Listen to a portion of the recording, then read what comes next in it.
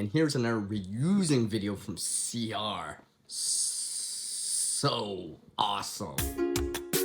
Using comfortable material. And size it for yourself.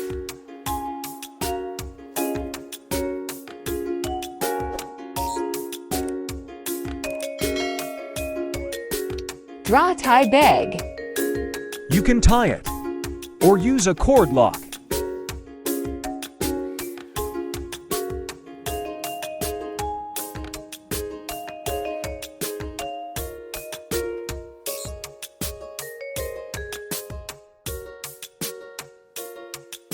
Here's the top part.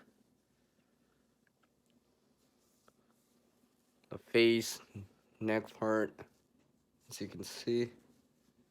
Now, obviously, this is not meant for extreme cold, but this is like a base layer or a barrier layer. So I can put a toque over top of this, wear something over top of this, right? Wear something over top around my neck, to keep my neck warm.